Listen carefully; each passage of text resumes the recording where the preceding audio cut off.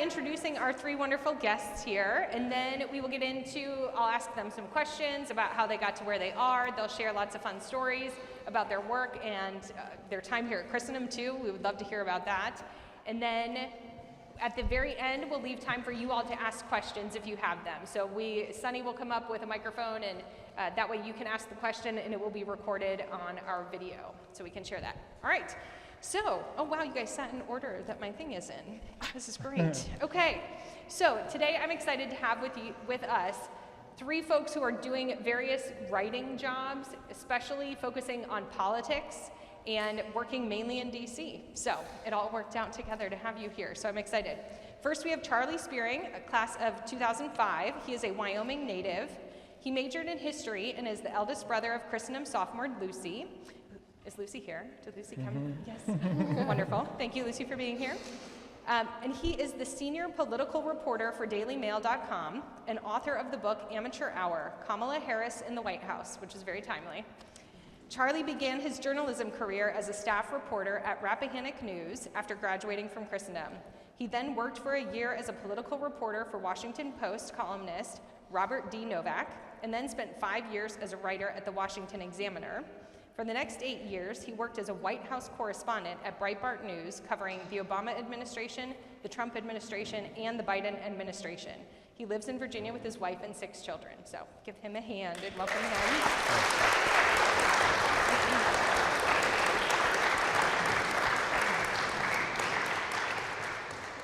By the way, what I have to say about Christendom is that you are the best clappers ever.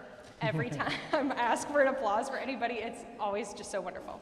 All right, Please clap. Next up, we have Maggie Black, class of 23. She is currently an account manager for AC Fitzgerald, like a recent, right? You just started doing this? Yeah, second week. Okay, second week.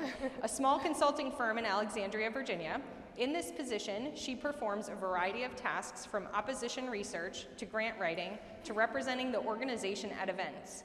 Previously, Maggie worked as a legislative correspondent for U.S. Senator John Barrasso, who represents her home state of Wyoming. We have a theme here. Gabriela? No Wyoming. That's okay.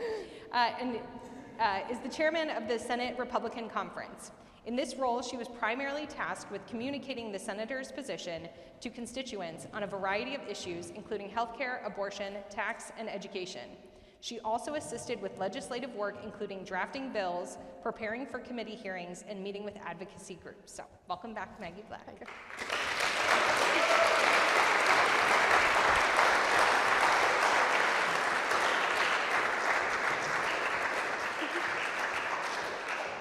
All right, before I introduce Gabriela, if anybody is sitting at the back tables behind the white partition, please come forward. I can see at least 2 of you. Come on down.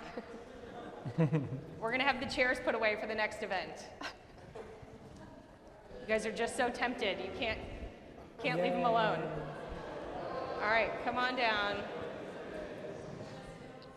You guys are giving them such a hard time. Okay, and finally, we have Gabriela Pariseau, class of 2020. She is an assistant editor for the Media Research Center in Herndon, Virginia.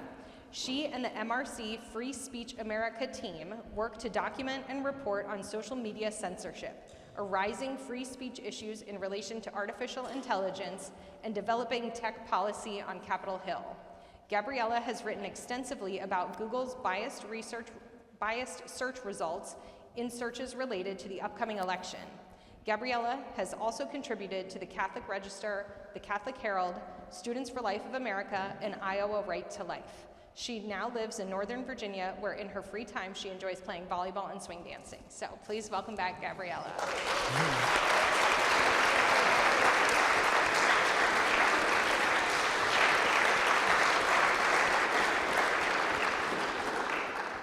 Ladies, we have some seats up here and up here. Come on down. Okay, so let's get into this.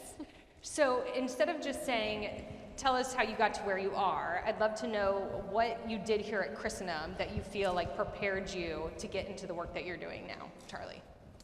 Well, I like to when I talk to people about life in Washington, D.C., it's always an advantage to know that you know how to write and you know how to think. Mm-hmm. And I think by the time you're a junior here at Christendom, you kind of come away, you finally learn how to write. Takes Takes a couple semesters to figure it out.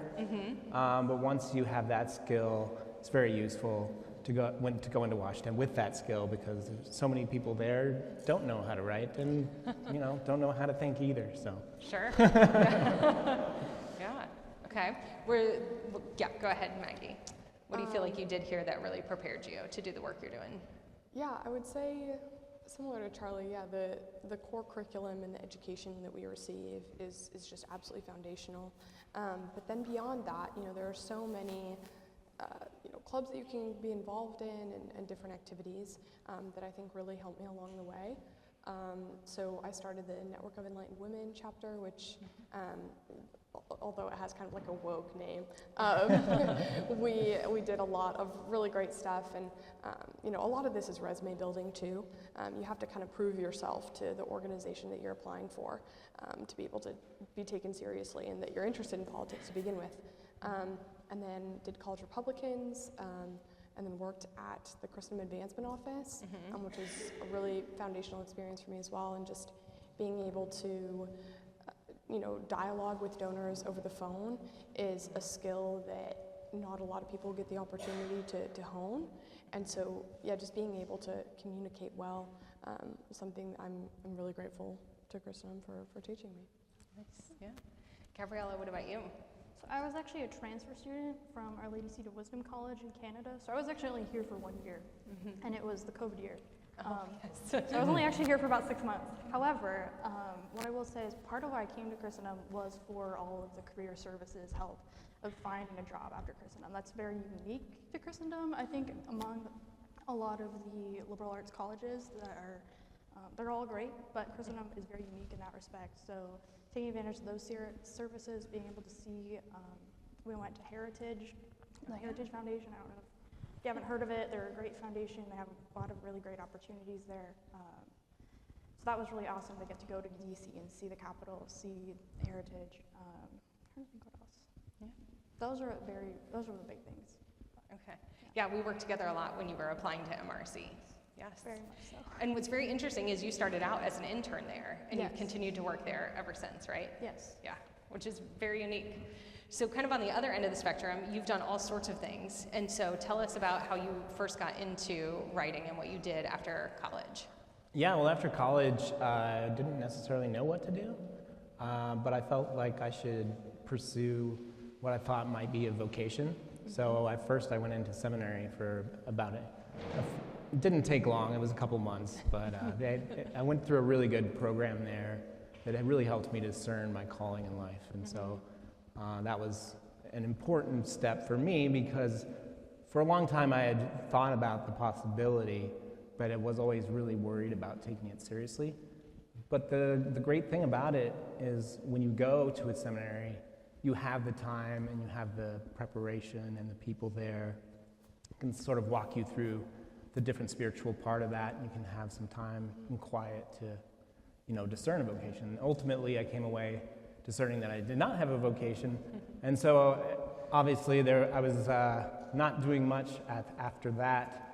I was working concrete at home for a while until I was pretty soon I realized that I would have to pursue some kind of career that I was interested in.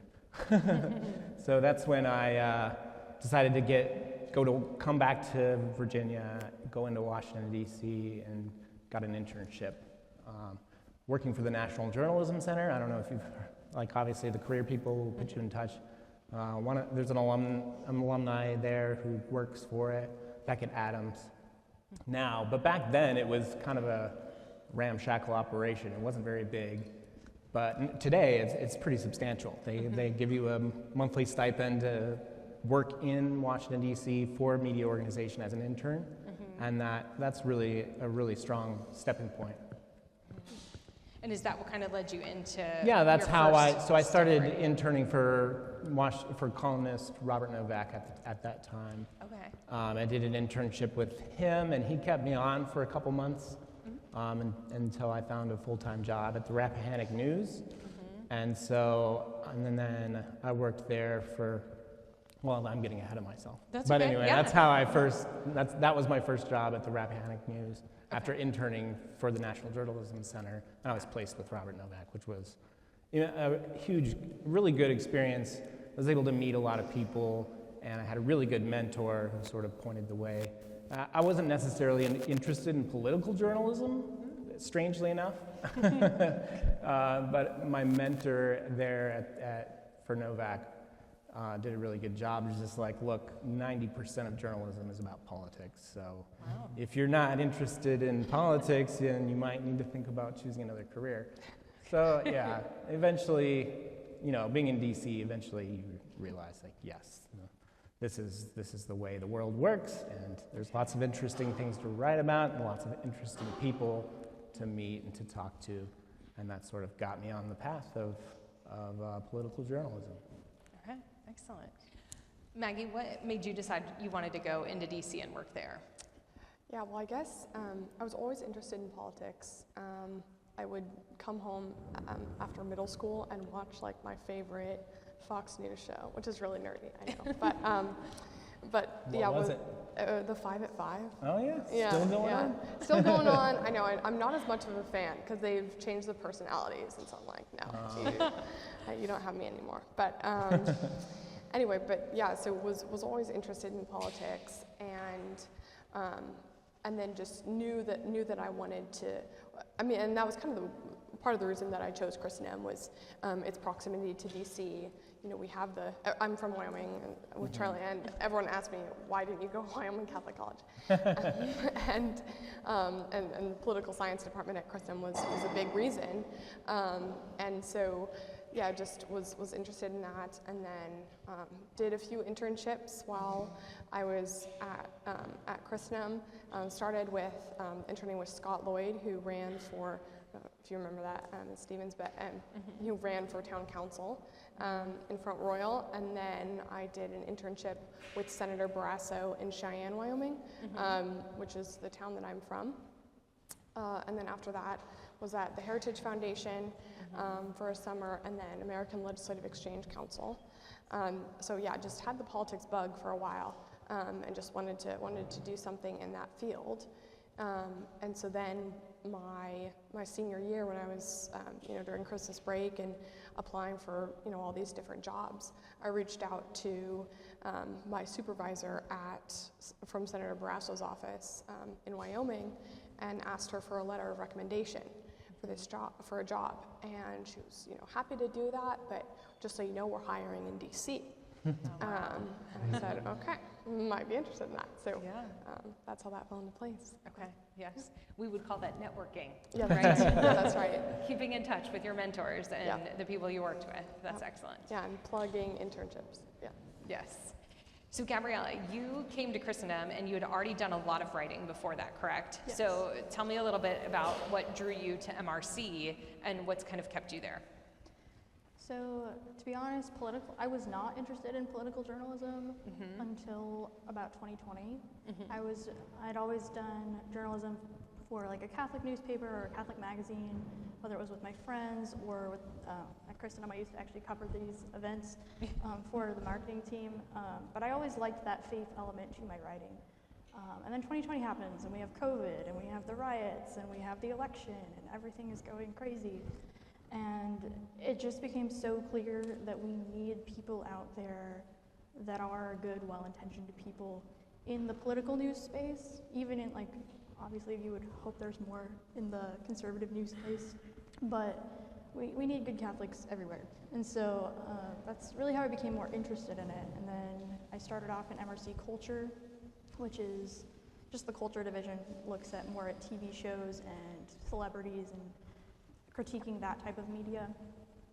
But I went there knowing that there was an opening in the Free Speech America department, and lo and behold, it worked out. Okay. And so you've stayed kind of in the same department ever since you finished your internship? I had the same boss, but it was technically two departments. But okay. It was different topics. Now I look primarily at, like you said, free speech issues. Okay. Yeah. All right, let's get into some nitty-gritty stuff of what is your day-to-day work like now, where you're at, and then we can come back and talk about all the different jobs that you've held and the different things that you all have done. So now, in your current role, what does your day-to-day work like?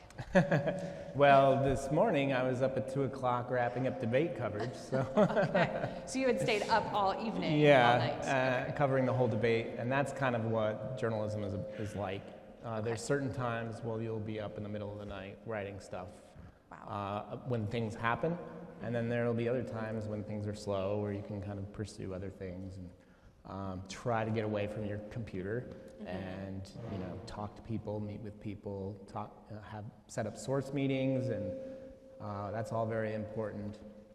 But yeah, no day is the same, right? As soon as you wake up, the news is different, and you're either chasing the news that's occurring or you're trying to break news. So it's very exciting, but it's kind of unpredictable.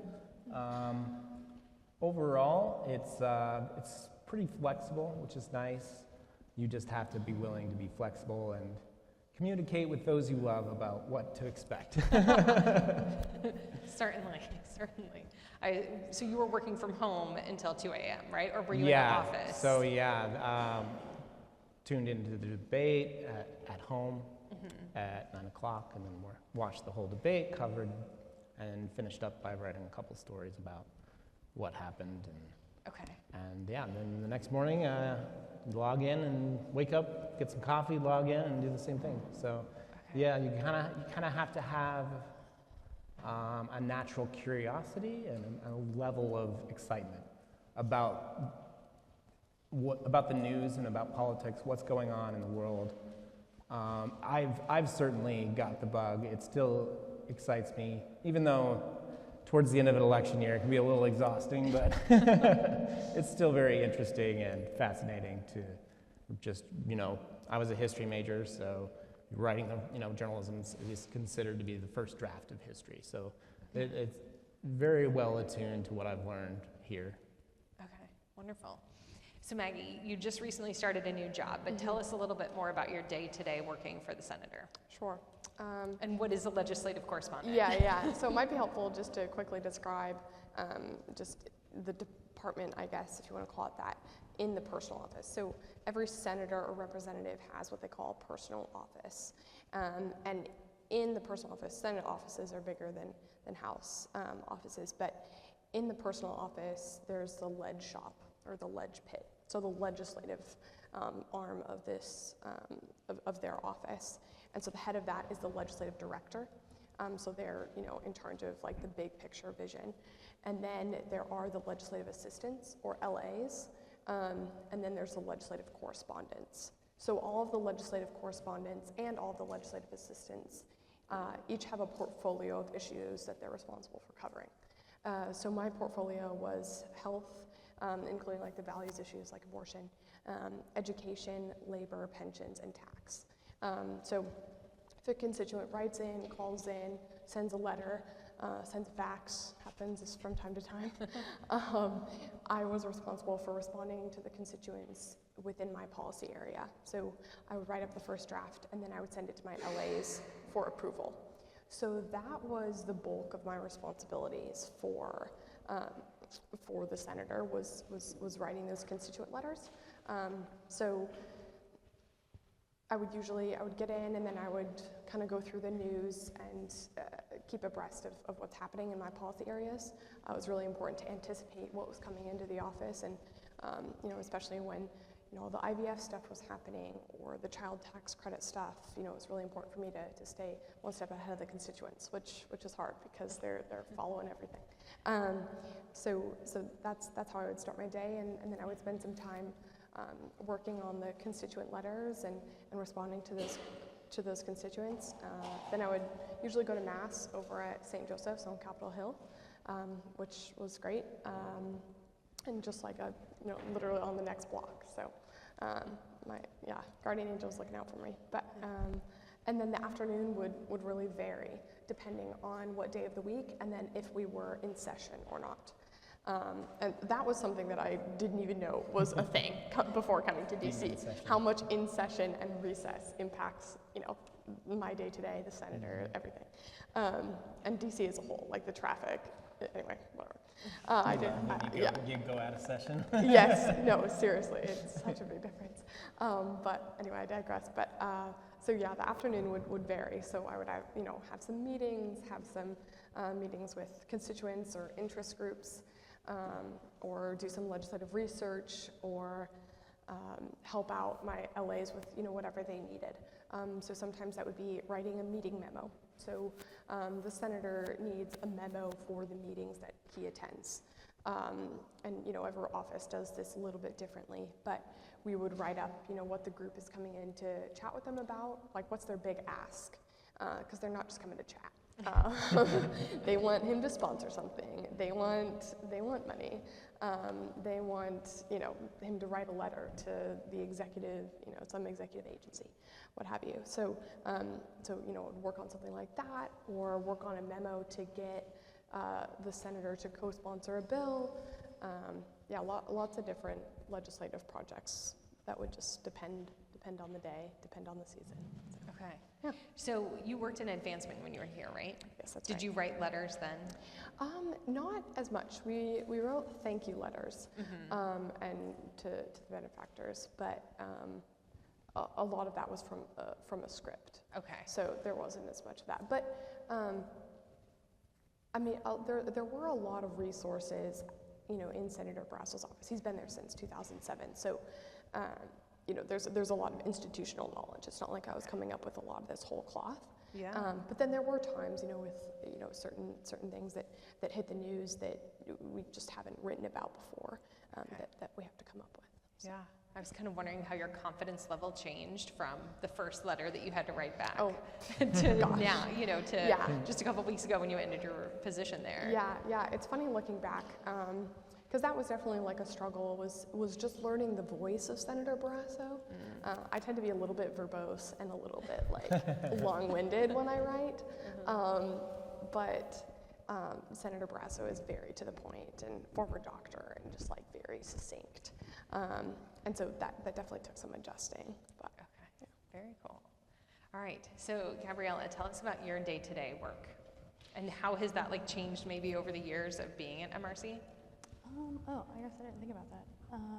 So I run our online contact page, so people who want to email us in saying, hey, I think I've been censored, or have you thought about writing about this? I respond to all those emails. So when I first come in, I usually open up the email, see if there's anything in there, respond to them. We have a lot of already pre-made responses that I've already written, so I can just copy, paste, change a few things. Sometimes those will relate to things my bosses need to be aware about, so I'll forward that to what they need to know, forward that to them so they have what they need to know. And then, so I was promoted to, That's right. assistant editor not this past February, but 2023 February. And so before that, I would spend the majority of my time either writing an article, or we have this online database of cases where people were censored, and we have a screenshot, or we talked to the platform and they said, yes, we took that down, we removed that from our platform, and here's why. And so we have over 7,000 cases since 2018. And so I've actually been able to be part of the policy creation of what constitutes an entry in that database, and what counts as one entry, and if the platform did multiple things to this person's account, how many entries does that count as, and where should we draw the line of what should go in there and what shouldn't. So that's been really fun to be part of that sort of development process. So that was primarily most of my job for the first year and a half that I worked there. Occasionally I'd work on a big project collecting entries from our database so that we could say over 600 cases where big tech has taken down content related to criticism of Joe Biden, or there's been over 800 cases that we have documented where big tech has taken down criticism of the COVID-19 pandemic and how it was handled. And so I was able to collect those and count them and develop some of those projects for us.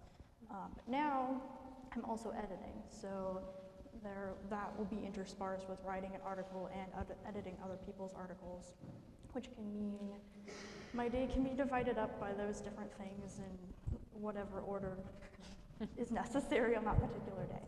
So that there's a lot of change day to day. The other thing I do is there are oftentimes long-term projects. So I really enjoy the delving really deep into research of something. So I was a history major, which was really cool. So now I have gotten the chance to look at the last 16 years of how has Google interfered in elections, or people claim that they've interfered in elections over the course of 16 years. And I started with 2008 all the way up to the present of this election this year. And so that was kind of cool to get to use my history degree and some of the techniques I learned from writing my thesis and taking historiography, and just getting to learn how to put that into action was really awesome. That's great. Yeah. Do you do any writing now? Oh, for sure. So Okay. that project would have been a really long form project of writing. Right. Um, Okay. But yeah. And then did you say you're an assistant editor? Yes. So are you reading other people's work and making sure that it's ready to go, that kind of Yes. editing? So it's both writing and it's editing. So I Funny go- thing about editors, you never get away from writing completely. And Okay. the fun thing I think about editing is you get a little bit more choice in what you want to write. So you can write what you want to write and let other people write what you don't want to write. Unless your boss is like, no, you're the best person for this, no one else can do it, you have to do this. And it's like, okay, that's fair. If you trust me, that's why you want me to write it. I appreciate that. But Okay. yeah. Excellent. So that all of this kind of makes me think of how you spend your days physically. And so you mentioned getting away from the screen. And so are there opportunities, and I guess how draining is that sitting in front of a computer and at a desk all the time? So talk to us about the realities of that. Yeah, it's, that's just the way the world works right now. Everything's happening faster than you can keep up, and so you can just sit there and stare at Twitter all day and come away at the end of the day being like, wow, I have so much information in my head and none of it means anything.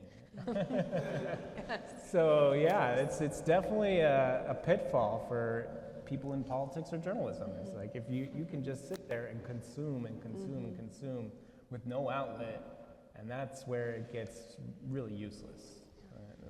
I'm not going to say, X.com, I guess we got to call it. X is still a very valuable platform. It helps you keep informed, but it also it hurts your brain, I guess. So yeah, the hard thing is to step away from the computer. It's okay if something breaks. There's other people in the company that can cover it.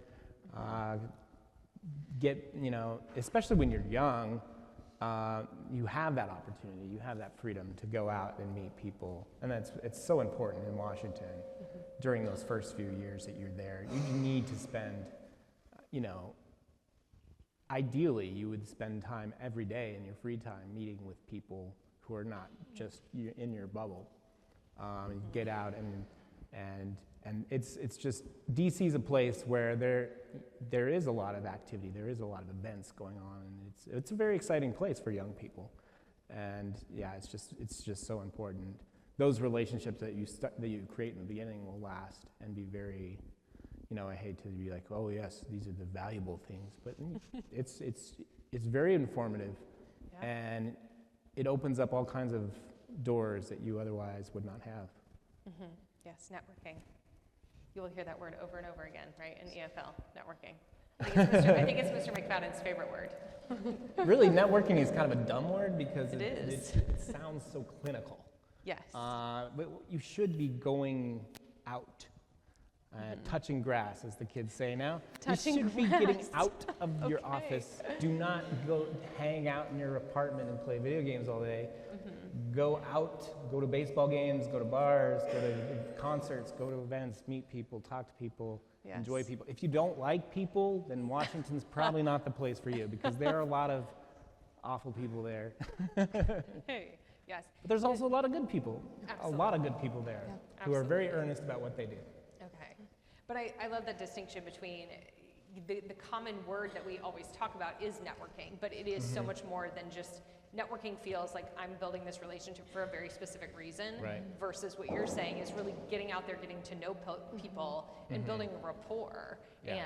And those people might become sources for you one day, or they could become a reference, or they could be the one that tells you about your next job. Right. And that's all wonderful, but they could also be your friend and on your trivia team. Or something maybe like that. even your future spouse. That's very true. Yes. Happens a lot in Washington. That's true. I bet. Okay, so tell us, Maggie, about, it sounds like you had meetings to attend and other things to do than just sitting at your desk, but how did you kind of combat that? Yeah, I mean, meetings to attend, not sitting at my desk would be like a glamorous day a little bit, Okay. Like, I think that there is a lot to what Charlie's saying of kind of just the need to establish clear boundaries with your work a little bit. But then I would go to mass pretty much every day, and then I would go on a rosary walk oftentimes in the afternoon. And like being an LC, it's not rocket science. Okay. And I was, able to manage the workload. And so, yeah, those were just different things that were really important for me to step away from things and to touch grass, I guess. And then other things too, kind of what Charlie was pointing to is like getting coffees with people. Mm-hmm. This is a super common thing on the Hill.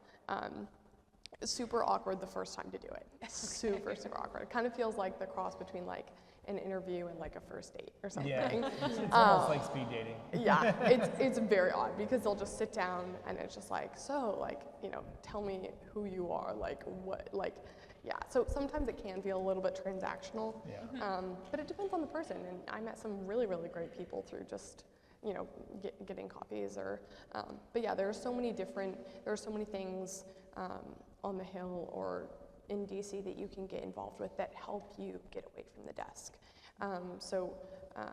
Whether that's like attending hearings and doing things actually on the Hill, or like the Congressional Catholic Staff Association that I was a part of, that was a really great organization that would put on events and stuff. Or the Thomistic Institute is always doing events in DC, so they do some really good things. So there's always events to attend and opportunities to get away. But it's really important to build in that time. Even having a standing desk, like I had a standing desk. Thank you, taxpayers. And that was great. Little things. I love that. What about you, Gabriela? So MRC is in Herndon, which is about 30 minutes away from DC. So we are part of a lot of things that are networking in DC, but it's a little far for a lot of those things. However, we have a really good community within the office. So there was a group of girls that started right around the same time. There's only 2 of us left. Everyone else has moved on to other things. But we were really close, and we'd go out and get lunches like once or a few times a year. Or when there's somebody who comes into the office, sometimes we'll let's get to know you and take you out to lunch. So that's been really awesome. But then also, where our office is located, there's like this nice kind of garden area. So I try to get out and walk every single day just to get away from the computer. Truth be told, it's hard to just decide. It's not important enough to just stay at your desk all day. You have to leave, you have to get up, you have to walk. Especially where our little cubicle is located. There's the kitchen and the bathroom is right there, and all of our coworkers are right there. You don't have to move the whole day if you don't want to. You don't have to see anyone else in the office if you don't want to. But so it is actually hard, at least for me, to really decide. Okay, like be intentional, get up, move around. Like he was saying with X, I do not go on X on the weekends. You don't go on what? I don't. Twitter, X, whatever you call it. I don't X. go on the platform on the weekends. Lots of things happen on the weekends. I'm like, I will find out on Monday. I don't need to know right now. That has been really, really good for me. When I first started, I did not draw that boundary because I felt like this need to always know what was going on and get ahead, and it's not that important. Those are some things. I have a really good church community. I go to St. James and Falls Church. There's a lovely young adults group there. Just getting outside of work and forming community with people there. And even there, I know people who work on the Hill, and we're actually good friends, but I'm friends with her because we go to church and we have a good rapport, not because she works on the Hill. So that's really awesome too. It makes it less transactional. Sure. So you guys have both brought this up, and Maggie, you suggested that I ask this. How does your faith play into your work, especially in such a secular kind of part of the world? Yeah, well, for me, it's about truth, right? And that's the job of a journalist, so it kind of goes hand in hand. There's a lot of people who tell stories for various reasons, either to get clout, or to get Twitter followers, to get attention. Even, and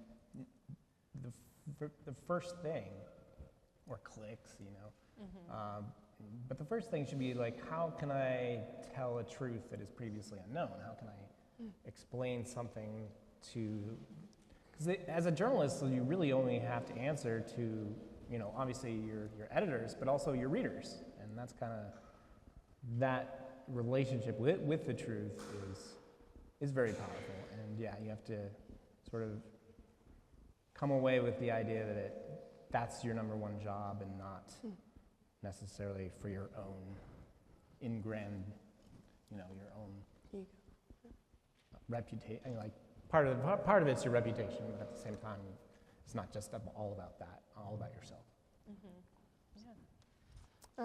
Yeah, maybe a more practical answer to that question, but I would just say that Christendom and the life of faith here, centered around the sacraments, was just so incredibly important for me going into DC.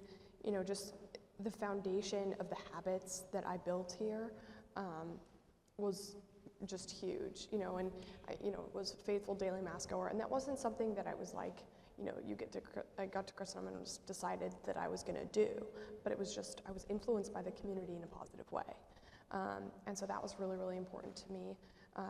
And then it's those kind of habits, regular confession, regular adoration that are just the bulwark for you when you're just going through tough times in a secular environment, because it's exciting and there are so many great opportunities, but it's also difficult. But yeah, there's so many good things that come from that. You start like, oh, where are you going? And oh, I'm going to mass, and then I had one of my coworkers at Senator Brass's office ask, just in this really beautiful, humble, honest way, do Catholics pray to saints? And that's not something I necessarily thought like people actually believed, and so yeah, just those opportunities, but then also obviously sometimes people aren't asking those questions or making assumptions in an honest way and in a kind way, and it's in those moments that the faith becomes real, and that you're tested but then made stronger for the next battle. So. Okay, thanks.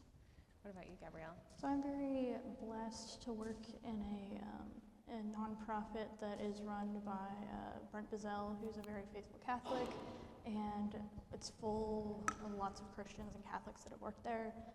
So we talk very openly about faith on my team. There's 2 of us that are Catholic, 2 of us that are Protestant, 1 who's Jewish, and 1 who grew up Catholic. And so it's very interesting to hear everybody's perspectives and a very respectful but passionate conversation with all these different groups of people. I know of 2 people at our office who became Catholic while I worked there, and 2 people who became Christian. So it's very beautiful to see that. On my desk I have a picture of Mary and Jesus, and I pray the Pauline consecration sometimes. And I don't know if you guys know, the Daughters of St. Paul, they are, like, some people call them the media sisters. They have a publication office, and so they pray for people in the media. I don't know if you guys know this, every single day. And a lot of them have like a specific person that they pray for in the media every single day. So that's really beautiful, and you can join that. So I have their prayer card at my desk. But yeah, it's hard sometimes. Like you see a lot of ugliness in the news, and it's hard to not let that impact you or make you lose hope. And it's like, oh, Jesus is still king. Jesus is still like in charge of everything. Everything's going according to his plan, and he will work everything for the greater good. But it's a challenge. It's a challenge. But I do find that I find that it's good to be a kind of light through that. I know at our particular office, my boss, he used to work on the Hill. He used to work with the White House, and he is always trying to push the limit of how to be effective with working with politicians. And there are times where I'm like, is that really like the most ethical thing? And oftentimes he's right. He'll explain to me his logic, and I'm like, okay. I see where you're coming from, and I think you're probably actually correct on that. But he always tells me, he's like, no, like, say that. I need someone to tell me, like, are you being ethical on this? Are you doing the right thing here? Because if I'm not, I want people in my life to do that. And so that's been something I've been able to do in our little team at our office. So. Oh, I love that, yeah. Okay, switching gears a little bit, talk to me about something you're most proud of in the work that you've done. Well, the book, that was pretty cool. Yeah, tell us a little bit more about it. How yeah. did that come to be? Yeah, it was really kind of a shot in the dark at the time. It was in just last year that I started writing it. Heard from somebody that they were interested in it. Found an agent and pitched it to Simon & Schuster, Threshold Books, their political offshoot. Yeah, that was really kind of a shot in the dark at the time. It was like, well, as we're going through this election, and my whole argument for the book was there's a very real possibility that Kamala Harris could be the 47th president of the United States, and it seemed very kind of far off.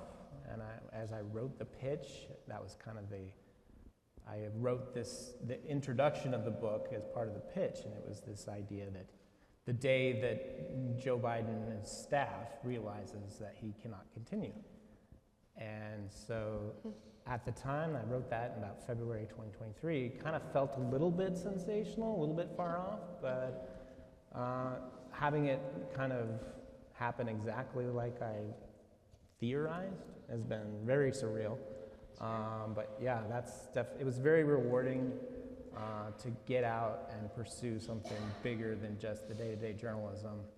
I took a year off from the day-to-day journalism to work on the book. Found it immensely rewarding just to finally write something it's of substance, something very long-lasting, longer than just the news cycle. So. Okay, I was going to ask you, how did you fit that in to your day-to-day? Yeah, you're staying up till 2 people a.m. do covering it. stories. It's one of my mentors famously said, how do you eat a 1,000-pound elephant? And I, one bite at a time, and that's really what it's all about. You just sit down and you start working and come away with 500 words one day, 1,000 words another day. Some days it's all research, some days it's all notes, phone calls, but ultimately, it was so rewarding just to see it come together over a period of about 6 to 8 months. It was rather a quick turnaround. Yeah. So, but it was very cool. When was it released? January of 24. Okay. So. Wow. Yeah. And you've been on some news stations, right, giving interviews and stuff? Yeah, we had a whole big round of interviews when we launched the book. Did Megyn Kelly, Fox, Tim Pool, a bunch of different, because now there's just an endless appetite for content. There's so many shows all looking for content to fill the shows, to inform their audience. So that's been kind of cool, doing the various different, obviously the cable news ones are the big ones, those are the ones that sell the most books, but then you have long-form podcast interviews that are also very interesting and fun to do. So yeah, and then we had, I guess when it would have been mid-July, it kind of had a second boost with the news that Biden was stepping down from his re-election campaign, so did a whole nother round of media, which was also fun and cool, but also a little surreal that it was actually happening. For sure. And now you're going to finish up your tour here at Christendom, giving us the talk. Wonderful. Yeah. Well, thank you for sharing about that. And if you all have questions about that whole process of writing a book and getting it published and stuff, I'm sure he'd be happy to hang out afterwards and answer some questions individually. So, Maggie, tell us what you have been most proud of in your work with Senator Pariseau. Yeah, nothing as prophetic as Charlie here, but I would say I think the relationships are a big part of what you don't expect, and building good relationships with people in the office, because I think something that I really learned that really surprised me about the Hill is who is making the decisions. because the senator's schedule is packed. They're going from meeting to meeting, from hearing to hearing. They're often double booked, triple booked, and so they, frankly, do not have time to research the bill, to read the bill. And so I'm doing that, or I was doing that, or other people are doing that. And so being able to chat with and hopefully influence to some degree in a positive way the people that are making these decisions was really interesting and really rewarding. That's something, though, you won't really see the fruits of to some degree. And then beyond that, I would say just I'm very passionate about pro-life issues, and so whenever I was able to work on something related to that, I was very thankful. And I think it takes someone who's passionate about it and who's willing to follow through to get us on to, whether it was an amicus brief about mifepristone, the abortion pill. There was a big court case about that, and getting us onto that brief. Little wins here and there. So. Okay. Yeah. I love it. Gabriela? So this past year, there's a Supreme Court case, Murphy v. Missouri, that just came down, and my research was cited in the original lawsuit, which was really cool, because that was an idea that I pitched. It was originally actually rejected. I didn't think it was going to go anywhere, but then a couple weeks later, my coworker comes to me and said, "Hey, have you gotten that research done yet?" I was like, "What research? Like, that was not a project we were going to do." And he's like, "Oh no, they changed their mind. Get working on that." I got everything together, and the project was on how social media companies had 646 times taken down content criticizing Joe Biden, which was huge at the time. This was in 2022, so getting into the election. And anyway, that went everywhere. And it was also around the time that Elon Musk bought Twitter, so it was another tech news item to put on there. And then we kind of forgot about it until later in that fall, when it was picked up in this lawsuit. And it was cool to see that go every step of the way to the Supreme Court. Unfortunately, the Supreme Court did not side with the free speech side of that case. However, there's still a lot of work to be done. So it was cool to kind of see something have potentially that impact, and get to be on the desks of very important people. Now, what is still kind of cool that came from that, and some other things as well that I've written, is people on the Hill, and my boss told me this past week, are looking to the Media Research Center for big tech policy, particularly with Google. And most of our Google reports I've written, so that was very exciting to hear that it is having an impact in those offices where it really matters. That's so exciting. Yeah. All right, so kind of switching gears a little bit of a last time, I have two final questions. One, what would you suggest to students who want to go into this line of work, maybe who want to intern at MRC or work in the media as you are? What would you suggest they do while they're here at Christendom? So while you're at school, if you aren't able to get an internship or you can't afford to move to DC, this is something I did, and I'm so grateful I did. Look at every single writing assignment as an opportunity to improve your skills. Both here they do page counts as opposed to word counts. I would encourage you to Google how many words are in those pages, and use every word as intentionally as you can. Don't overthink it, don't take forever and make your paper late because of that. But I don't know, look at what are ways where I can not use the passive tense and use the active tense and say she did this instead of she was doing this. It gets to the point faster.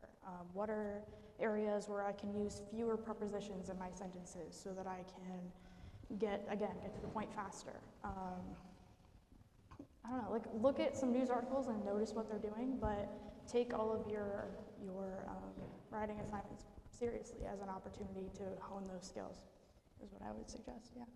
Okay. Maggie, what would you suggest? Yeah, definitely the internships is one of the biggest things that I'm grateful that I was able to do.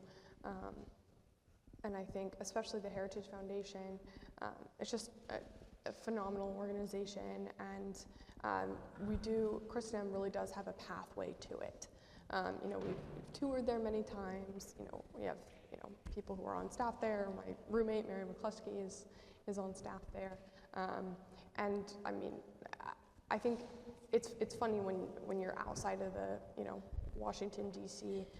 area that you just don't realize maybe how big of a deal it is. But Heritage has been rated number 1 in terms of impact for public policy. It's a big deal. So like the fact that we have an inn there, take advantage of it. And I just had an absolutely wonderful summer when I was there. And then I interned for my senator because Wyoming has more senators than our one representative. But that was a really great experience. And American Legislative Exchange Council is a small state policy group, but also a really great experience. And not only does it help with the resume, but and help you kind of narrow down what you want to do. It also can tell you what kind of work you don't want to be doing, and then you're only in it for 3 months, because leaving an internship is way easier than leaving a job. So. Yes, I love that. Thank you. Charlie, what do you suggest? Yeah, obviously with DC, there's so many opportunities for internships in nonprofits and political offices, and there's plenty of resources here for that, and you have the proximity. Whereas most industries are kind of getting rid of the intern, or now they have paid interns, which makes it harder to get and harder to last too long. But on the whole, if you can, obviously most students, like over the summers, will choose, well, I gotta work, I gotta make money. But if you can find a way to take a summer and do an internship in Washington and and starve yourself and live in group housing, getting that done beforehand the rewards are immense. I didn't start doing it until after I left school. So I didn't necessarily I was still sort of playing catch up. But anyway, even just being a student, there's a lot you can do on campus. If you're interested in writing and journalism, there's lots of different ways to get involved. Like, as I said earlier, there's so many podcasts, and the appetite for content has never been bigger. Yeah. And the one piece of advice I was given, which was really informative for me, and I don't know if this is still true because it appears to still be valuable, but he said, he would cite Socrates, that Socrates didn't let anybody have opinions until they were 30 years old. And he said, just don't write your opinions, because they're probably all terrible. And when you're young, especially in the digital age, just try not to have it's okay to have opinions, but don't write them and put them in public unless you are trying to be the next big online pundit. I guess it sometimes helps, but typically focus on just news and interesting facts. And I've always found that to be way more useful to the reader than your opinion. I try to not give my opinion unless I'm asked, and that's also been a thing that's helped me out a lot. But also, even just focusing on news and important facts, adding context to current events or what's going on, that's a good way to develop that skill. Sorry, one other thing that I would say with that too is just is fellowships too. I think that this is something that I've done a couple of them, but there are so many out there, and they pay you. I've heard about it. And so the Rope Watiwa Fellowship was one that I did my senior year. They sent me to Rome, and they gave me money. And we would chat about economics and Catholic social thought. Can you ask for something better? It's just great. Fellowships are really are good, and there's a lot of them out there, and another great way to meet people and to find those connections. Certainly. Yeah. And then there are also fellowships for after you graduate, where you would do a year-long, basically paid internship. So it's another opportunity for you to try something out, and you kind of have an end point, just like a 3-month internship, where if you don't like it or they don't like you, you've got a clean, separation after that year-long fellowship. MRC has started doing one. Yes. Correct? Yeah. We have 2, I think. We have two a legal fellows right now. fellowship, and we have a just a news fellowship. Okay. But actually, we also have paid internships. So if you Yes. are looking for a paid internship, MRC does pay you. Yes, MRC is really great. We've had somebody intern there, I think, every single summer that I've been here. Heritage Foundation, same thing. And just a tidbit about Heritage Foundation, it's open to current sophomores. So I'm sorry, freshmen, but you need to get through your sophomore year. The applications are usually due sometime in January, maybe early February. And they are very competitive, and the application is very long. So you have to start very early, think about it. But they hire usually between 50 and 70 interns every single summer.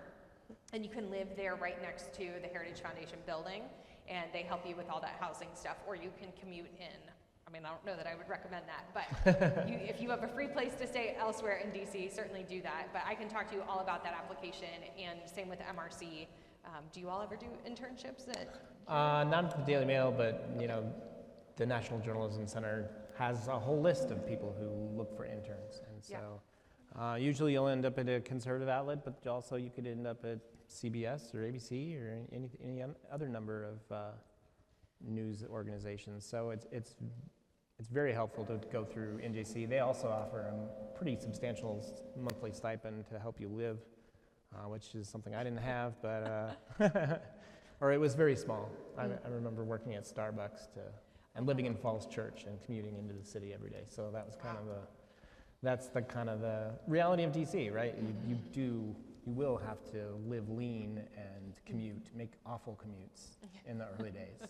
But if you can survive that, then you can pretty much. You're set. Yeah, it takes a couple of years, you know. If for journalism, even more. Like politics, it kind of takes. Politics, you can rise up pretty quickly, but journalism, you do have to work, you know, a couple years before you finally get enough to live comfortably. Okay. Helpful to know. Yeah, you got to put in that effort. Yeah, it's a lot. Yeah. Okay, my last question for you all, is there something that you wanted to share with the students that didn't come up in our conversation? Something that we didn't cover that you were like, I really want to make sure I say this? Yeah, just, you know, we talk so much about getting out and doing all the things, but I also like to think about the value here in college. It's important to break out of your own comfort zones, break out of your own bubbles, and learn how to interact with people. I think that's one of the most valuable skills you get here at Christendom is how to communicate with people in a way that makes sense. I think that's a very valuable skill, and you should not take it for granted or waste that. I think it's it seemed like when I got to Washington, it was almost second nature. It was very easy to communicate with people, communicate ideas, and reach out of my comfort zones, find common ground on so many different things, and you know, great conversations in DC. And it's just awesome to have that intellectual foundation and that experience. So it is a very useful skill to have and something you can build here at a small college. And yeah. Yeah, I guess I would say that I think it's really important that Christendom students just take a really hard look at if they're called to the political world, because it's definitely not for everyone, and you know, not everyone is meant to be on the Hill, because we need good doctors and lawyers and roofers and moms, but I really do believe that Christendom students are well positioned to succeed and do well in the political field. But more than that, we need them there. And you know, our culture is facing an assault on everything that we hold dear. And I think that it's really important that Christendom students be in the room when those decisions are being made, because we have a voice that's important to the conversation, and I think we're well positioned to convey that well. And so, you know, whether that's doing a short stint on the Hill, or whether that's just an internship, or you know, whatever it is that you think you might be called to take part in, just go out and do it. Yeah. Okay. Thanks. Something I think I wish I had believed. I had been told this, but I didn't believe it until I was working at MRC. Is you are not at a disadvantage if you're interested in journalism. You are not at a disadvantage because you don't have a journalism degree. And I think Yeah. I was told that by Al Cresta at Ave Maria Radio. I was told that by Patrick Crane at LifeSite News. I still didn't believe it until I was in the office working with people who had journalism degrees and realizing we are not all that different in terms of our skill set here.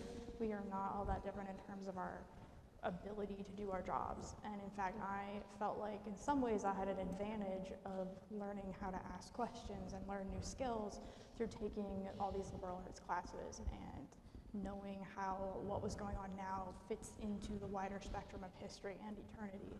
And it just brought a lot more perspective. So yeah, don't question whether that's true like I did, because it is true, I promise you. All right, so I want to turn it over to you all. What questions do you have? Sunny, if you want to come down, Grafton's up front. Let's get a question for you. Right up here. You might have to keep your hand raised so Sunny can find you. That's okay. Grafton, yep. We'll start over here. All right, thank you very much for speaking.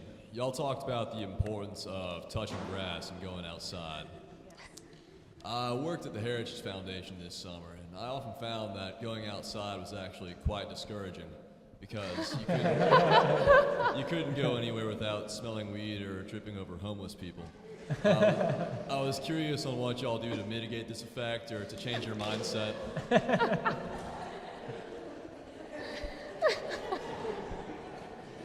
You're asking a genuine question, correct? Yes, this is genuine. Yeah. No, it's And seriously, it's fair. this is Absolutely something fair. that he encountered, and you all have probably encountered it too. So how do you navigate when you smell a bunch of weed and you're tripping over homeless people, and there's just an air of discouragement when you walk out the door there? Okay, I have to tell you, it was worse earlier summers. You know that little park right across from Heritage, that little green space? That used to be overrun by homeless people. I swear it was a cult because they had this guy that had a big staff and a cape, and it was weird. And he wasn't from Christendom? And he wasn't from Christendom. No, and so, but you're right, that definitely is a feature of DC. And I think, and then sometimes, walking past whatever, political signs or things in people's windows, and it can be discouraging. I would pray the rosary when I was going on walks, so whenever I would encounter someone like that or smell something like that, then you can just say a prayer for them.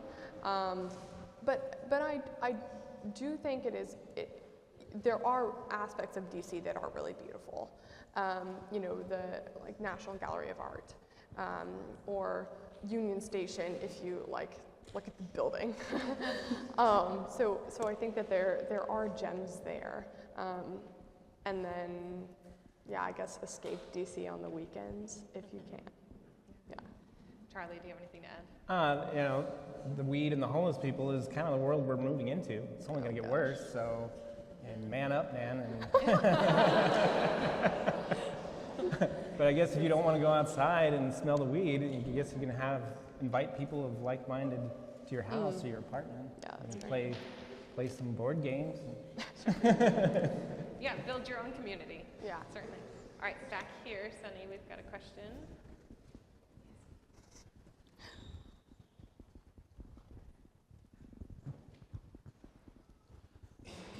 So as a journalist, especially in DC, you're probably going to see a lot of news that might be overwhelming, intense, probably some heinous stuff. How do you deal with information that might be incredibly overwhelming or anything like that? How do you, I guess, mentally do it? Because I'd imagine as a journalist you see some horrible things, not often, but at least it's a possibility.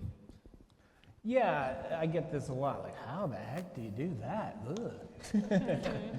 Especially from home.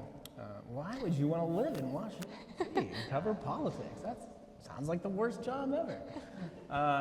It's a balance, right? If you do start getting overwhelmed, it's clear that you're not you're focused too much on the news and not focused on your sort of your personal,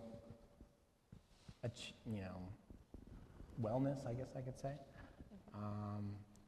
Obviously knowing that I think probably the hardest time was during COVID. It was a very difficult time to be a journalist because it was very difficult to know what was true. And so you did your best every day, and then you had so many people who were not thinking. It was a very emotional time for so many people, especially journalism. It's very discouraging to see journalists reacting to everything emotionally instead of intelligently. Very discouraging to see so many journalists just siding with the people in charge instead of questioning the people in charge. I think there are a few people that did that with great success. But yeah, always refuse to get overwhelmed because you can do something about it. You can sort of talk about it. It is all chaos, and maybe you feel sometimes like you're adding to the chaos. But as long as you're informing people instead of misleading people, I think it's always worthwhile. I would say try not to live on Twitter and X. That's a huge one. Or Reddit, honestly. Reddit's pretty bad too. But also, I don't know if you would agree with this actually, you can tell me. I would say know your limits and know what your biases are. So if there's something that you are not able to report on very objectively, maybe don't go after those stories, or reflect on it before you actually start to write it. I have a coworker of mine she has a really, really hard time with a lot of pro-life stories because she just gets so angry. So sometimes with our database entries, she'll be like, I need you to put this one in there because I can't write that without getting too emotionally involved, which is fine. And I have some times where it's something that's totally horribly bad against the Catholic Church or something like that, where I'm like, I can't be objective, I need you to do this. And so as a team working together, that's something we're able to do. But ideally, you aren't as emotionally involved, like he was saying. All right, Jillian. In a field where the information is constantly new and changing, how do you make sure that a long project that you're working on, say a book or just a really long thing, stays relevant? Well, if Kamala Harris is elected the next president of the United States, my book will be relevant for a few more years. But if she's not, then sadly, it's probably going to go into the back shelves. But hey, that's okay. It's there forever. It's going to be enshrined in libraries around the country. So that's kind of cool. What about more day-to-day stuff with? Day-to-day? Yeah, since things are changing. It was. I kind of found it exciting because everything that happened day to day informed the sort of the structure that I began with.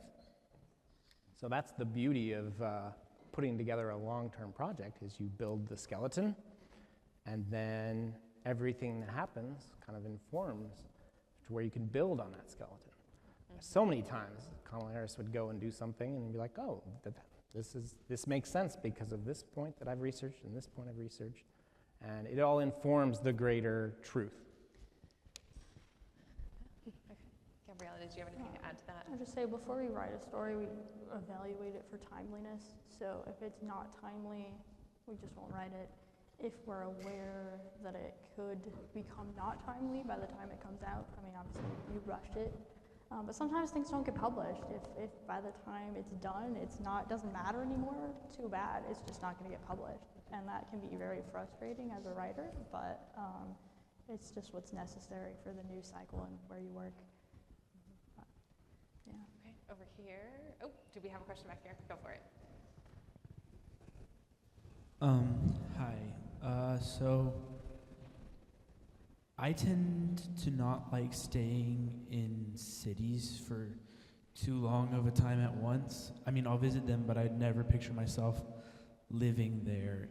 Is there something you guys could say to, like, sort of, I don't know, maybe not prove me wrong, but like, what are the risks involved with living in Washington, D.C.? Was it as dangerous as you expected, maybe less so? How did you guys adapt to, obviously, the change from first living wherever you were to living in rural Front Royal for college and then living in one of the biggest cities in the United States? Yeah, I think that, when I was there, it was 2005, so things were much, or 2006, things were much different. But it hasn't gotten that bad. I do know young people who live in Navy Yard, which is typically where you kind of have to live if you're new and don't have much money. And yeah, there are crimes and shootings and stabbings at Navy Yard. It's kind of become a dark joke in DC about, can I go to Navy Yard or am I going to get shot? A lot of people have moved away out of Navy Yard, but actually there is a pretty large young community of very active people there. Yeah. So just stay in groups. Use your common sense. If you don't like cities, then go. There's plenty of other jobs you can get that aren't in a big city. But being in Washington, it's kind of cool. It's just, as Maggie mentioned, it's like you still feel you're still walking among like historic buildings, and you're part of this process, which is very. If you don't. You once you start kind of living and working in Washington, you will get a sense pretty quickly whether or not you like it or not. Yeah, I guess I would say obviously it is a big city, and so there's going to be risk, and there's going to be, crimes.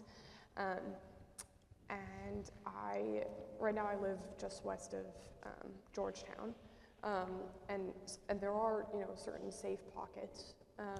And I've lived in Alexandria as well, which was great. And so there are, places where you can be within shooting distance and then still, kind of get the best of both worlds a little bit. I think Alexandria is especially one of those places, or like the Del Rey neighborhood feels very quiet. And then Charlie's point, just common sense and everything.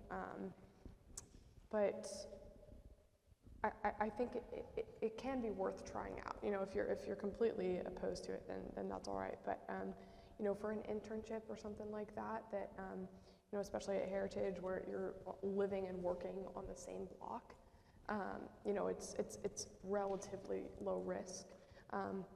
But you could be in danger driving on Shenandoah shores. It's our world is full of danger. So it's just kind of pick your danger, I guess. And Gabrielle, you're living outside I of. was going to say, there's a lot of opportunities for this type of work that aren't actually in DC. So if you really don't want to go into DC, there are lots of parts outside of DC that you could go to as well. I work. Yeah. I live in Falls Church. I work in Herndon. I only go to DC when I have to or I want to. If you really don't want to, you don't have to. All right, was there another question up here? Oh, you've got the microphone. Okay. Yes. Okay. Lately I've been hearing a lot about censorship, just like in social media in particular, but then I was also wondering about like the broad news spectrum in general, how is censorship affecting that? And do you think, in your expert opinion, do you think that there's an end to censorship on social media in sight? Or is this a more long, drawn-out thing that we're going to be dealing with for a while? So in terms of the news, here at the Media Research Center, we talk about bias by omission and bias by commission. So I think what you're talking about is bias by omission, where they just exclude things from the news, where it doesn't ever get into, I'm thinking of broadcast news, but it doesn't get through the New York Times. It's a big problem. That's exactly what my organization, what the organization I work for does. We point out the things that the news isn't covering. We'll report on the news, or we'll report on times where they're misleading their audiences, which I think is very important right now. In terms of whether there is an end in sight, I think it is going to be a very long, drawn-out process. This past couple of weeks, we've seen censorship reach various, very extreme measures in the UK. in the EU, in Brazil, Canada. They've passed laws in Canada, I think it was Canada, where, don't quote me on this, but double check, but I believe it was Canada where you could go to prison potentially for life for certain types of misinformation online. That's absolutely insane, but that is just north of us. There are people in our government who there are misinformation programs to try and protect social media sites from misinformation in so many agencies. I did a report on 9 different agencies, but we're finding more and more all the time. We have one of my coworkers, he does FOIA requests, Freedom of Information Act requests, where you can request information from the government to tell you like what they're doing. You can get their emails and get their communications with different people. And just to give you an idea, the State Department, the National Science Foundation is working to try and find more information, more ways to combat misinformation using AI. The Census Bureau was working with the CDC during COVID, which makes no sense because it was 2020, which is a census year. You'd think the Census Bureau would have enough to do. It's insane, but we're praying, obviously, and we're doing everything we can. But honestly, tell your congressman, if you're really worried about this, tell your congressman about how important free speech is to you. Talk about how important free speech is. I think that's one of the most underrated issues. That is one of the most important issues because you can't advocate for anything else. You can't advocate for pro-life. You can't evangelize if you don't have the ability to speak and share what you believe. All right, one more question up here. Yes. So this question is kind of related to the question that she just asked, which is, how do you maintain, and how do you reach out to people who would read your articles and the like, amidst an overwhelming presence of liberal and secular news outlets?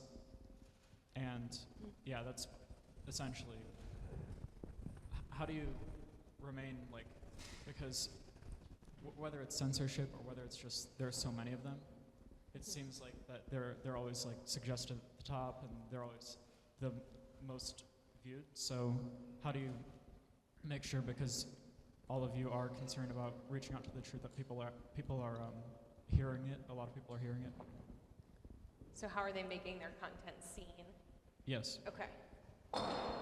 So yeah, you have to make it interesting. Like I said, you have to write something for your reader. That's your first responsibility, is to write something interesting to your reader. That's your job as a journalist.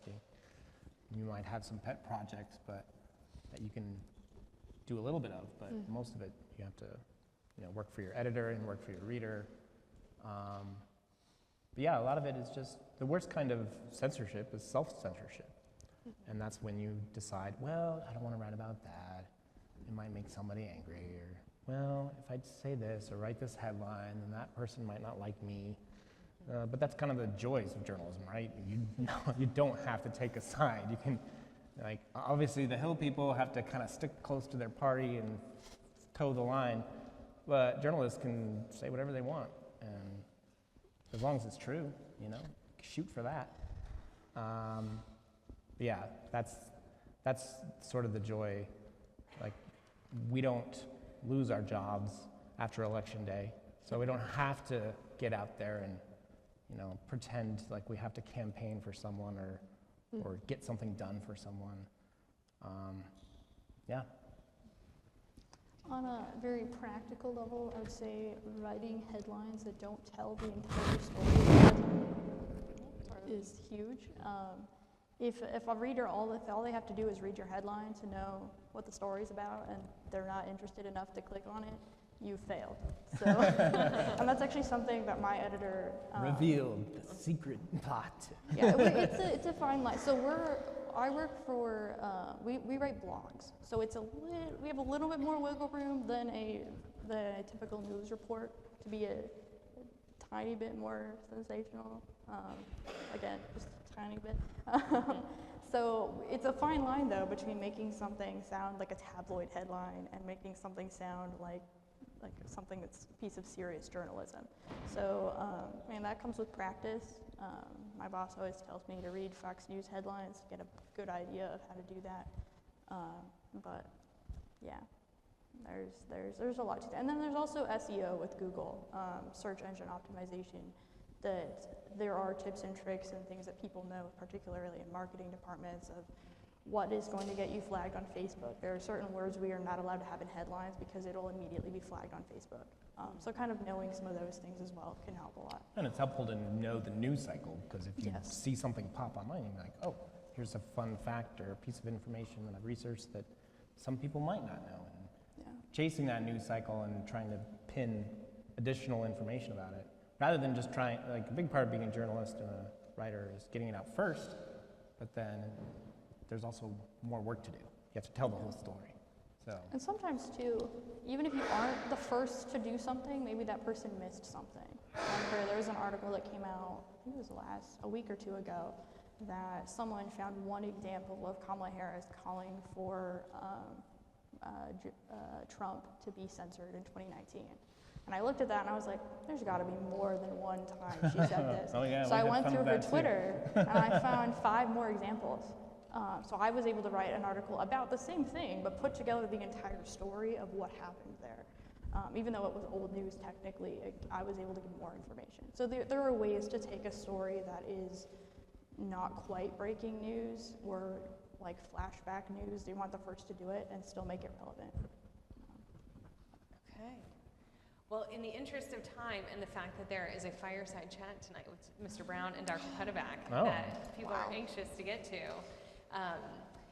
we are going to end there, but if our guests would love to stick around and have individual conversations with you all, we will hang out for a little bit. So please give them such a round of applause.